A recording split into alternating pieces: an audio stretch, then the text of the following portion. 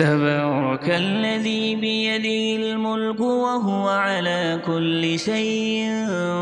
قدير الذي خلق الموت والحياة ليبلوكم أيكم أحسن عملا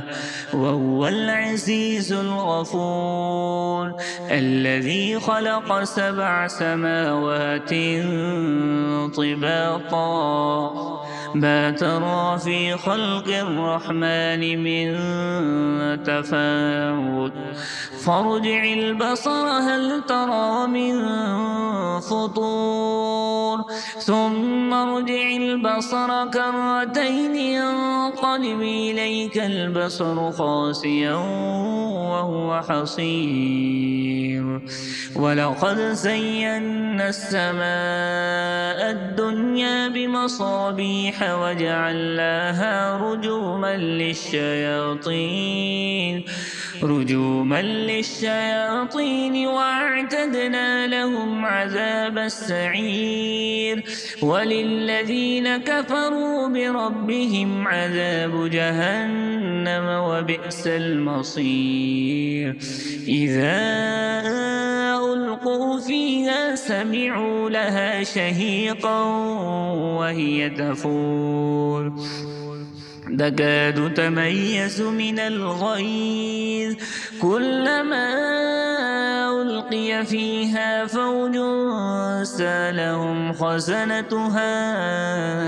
ألم يأتكم نذير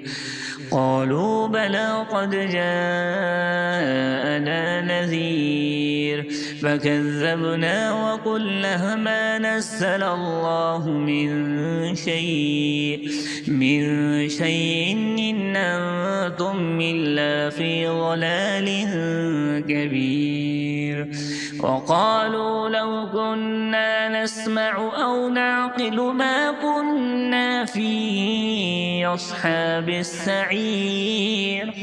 فاعترفوا بذنبهم فسحقا لأصحاب السعير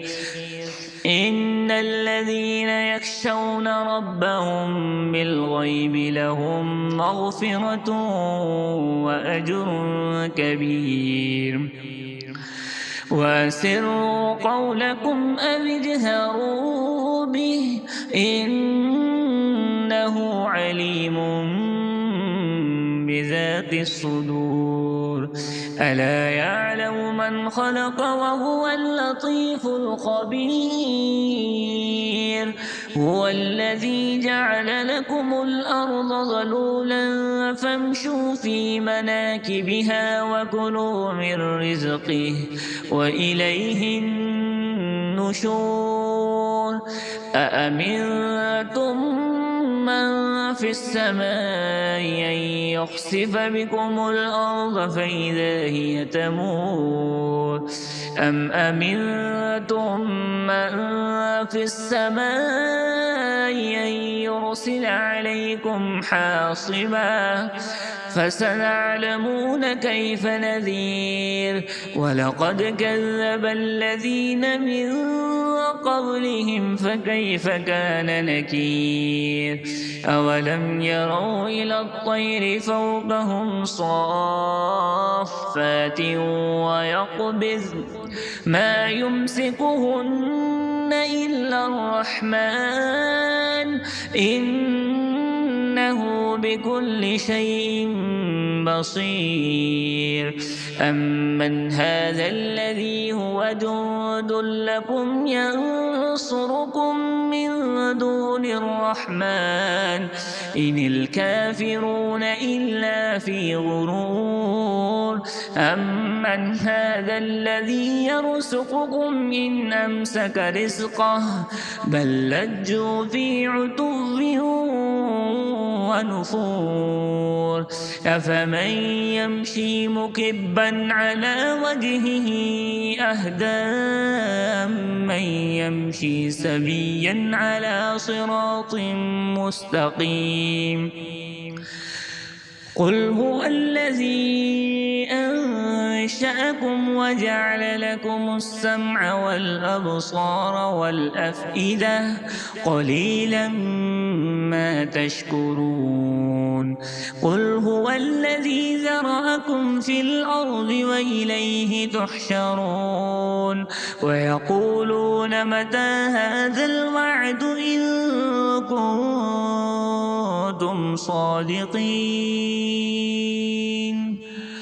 ويقولون متى هذا الوعد إن كنتم صادقين قل إنما العلم عند الله وإنما أنا نذير مبين فلما رأوه زلفة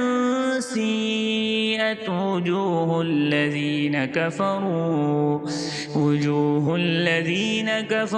وقيل هذا الذي كنتم به تدعون